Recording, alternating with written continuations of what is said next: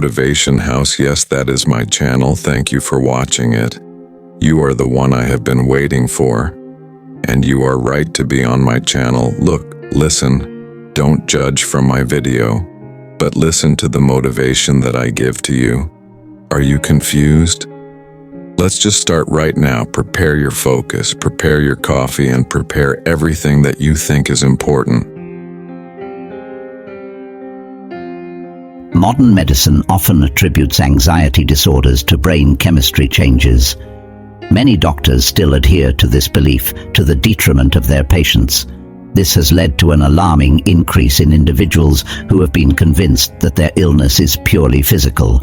However, Jung believed that most cases of anxiety and depression are not rooted in a defective brain, but in a flawed way of life. Therefore, his initial approach was not to prescribe medication, but to offer a dose of psychological understanding. This understanding involves recognizing what to expect from life and understanding the necessary changes. Jung pointed out that many people hold the unrealistic belief that life should be easy, that suffering should be minimized, and that challenges should be avoided. Yet, he was frank with his patients, conveying that life is inherently challenging. Comfort and peace are not our natural states. It's improbable that any therapy can eliminate all difficulties. Challenges are essential for our well-being.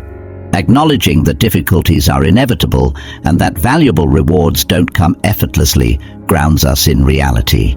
This realization serves as a catalyst for personal growth, because when we accept life's toughness, we recognize the need to develop a resilient character to lead a fulfilling life. On the contrary, if we remain ensnared in the illusion that life should be effortless, we'll lack motivation to strengthen our character. Mistakenly, we may expect that with time, life will magically become easier. Jung likened life to a battlefield. It always has been and always will be. Without challenges, existence itself would cease. Jung had a vital message for his patients. Our issues are happening now, in the present, and delving into our past won't always fix them. Many folks think that to move forward in life, they must first uncover why they're the way they are. But Jung saw this as an evasion tactic, a way to dodge the real work at hand. He believed that we all prefer to avoid looking within ourselves for the causes of our discomfort. It's easier to push those issues far away, both in time and space. Confronting them and making a positive change seems risky and unpleasant. Yet, Jung argued that the first step in any comprehensive psychological method is to face our shadow. The shadow is the part of us we want to hide, the traits we're ashamed of. It's the darker side of our personality we'd rather keep concealed. Jung was certain that everyone has a shadow, and the more we bury it, the stronger and darker it becomes. Confronting our shadow is crucial for personal growth. By acknowledging our flaws, we gain control over them. As Jung put it, anything conscious can be corrected, but anything that escapes the unconscious is beyond the reach of correction. The shadow holds not only flaws, but also qualities that can enrich our lives. We often see elements of our shadow in those around us because we project our suppressed traits onto them. Recognizing what bothers us in others can reveal our own hidden side. We can also uncover our shadow by reflecting on our motives, especially for actions that make us feel ashamed.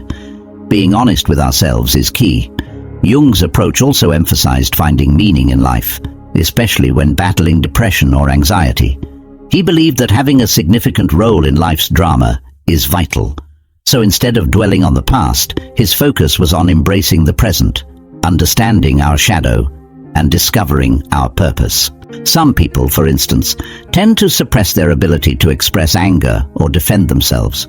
Another advantage of acknowledging and understanding these suppressed aspects, often referred to as the shadow, is that it grants us access to character traits that can enhance our lives. As Jung put it, the shadow isn't all bad. It contains qualities that could enrich human existence. However, we tend to become aware of our shadows by observing the weaknesses, flaws, and insecurities in those close to us.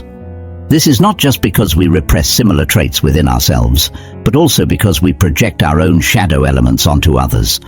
By noticing which characteristics in our friends and family bother us, we can catch a glimpse of our own shadow. Another way to bring the shadow into our awareness is by reflecting on the motives behind our actions, especially those we feel ashamed of, and being open to self-critique when necessary. As Jung pointed out, often the only thing preventing us from seeing our shadow is our ability to be honest with ourselves. Alongside increased awareness of the shadow, another crucial aspect of Jung's therapeutic approach was helping his patients find meaning in their lives. Jung believed that when someone is deeply depressed or overwhelmed by anxiety, finding a significant role in life's drama is vital. To illustrate this, consider an encounter Jung had with the chief of a Pueblo tribe in the early 20th century. The chief explained their tribe's traditions, emphasizing their duty to help the sun rise above the horizon each day. He declared that this was not just for their benefit, but for America and the entire world. Jung recognized that this might sound strange to modern ears, but he pointed out that members of this tribe didn't suffer from the neuroses, anxiety disorders, or depression that plagued many in the modern world. They didn't rely on pills or succumb to addictions. Instead, their lives were imbued with meaning and purpose. Jung described them as having a natural and complete dignity, in contrast to a Western woman he met who was constantly on the move, seeking but never truly finding what she was looking for. I was amazed when I gazed into her eyes. They held the look of someone desperately searching for meaning, like a cornered animal. She was possessed by this relentless quest, and I wondered why. It became clear that her life was painfully mundane, devoid of purpose. If she were to vanish today, it would leave no mark, for she felt like nothing.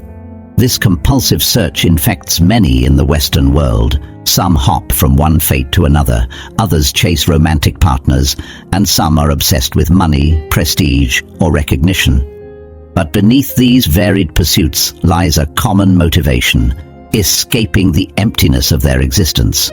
They're trying to fill a void that can't be filled with possessions or experiences, as Jung explains.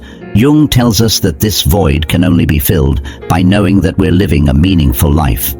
Imagine if she could say, "I am a daughter of the moon, and every night I help the moon, my mother, rise above the horizon." Her life would transform, filled with meaning for herself and all of humanity.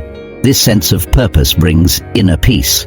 When people feel like actors in the divine drama of life, that's the only thing that truly gives meaning to their existence. Everything else, like a career or raising children, pales in comparison. It all boils down to this: does your life have meaning? Jung isn't suggesting we all adopt Pueblo mythology. Instead, he's highlighting the suffering that stems from a lack of meaning in many lives. For those seeking to break free from anxiety or depression, the task is to discover this meaning. We must find a way to justify our existence, whether through religion, contributing to values like justice or community, or creative acts. It's up to each of us to uncover how we can play a meaningful role in life's divine drama. Those who succeed will define their own future, but for those who fail, years or even decades of senseless suffering and endless seeking await them. As Jung said, "I only care about the fulfillment of what is in each individual. That is the true problem." So, let's work towards helping our own metaphorical moon rise above the horizon and find our own unique path to a meaningful life. Thank you for reaching the end, and I hope this reflection has been insightful. If you're new here, consider subscribing to the Stoic community. See you soon.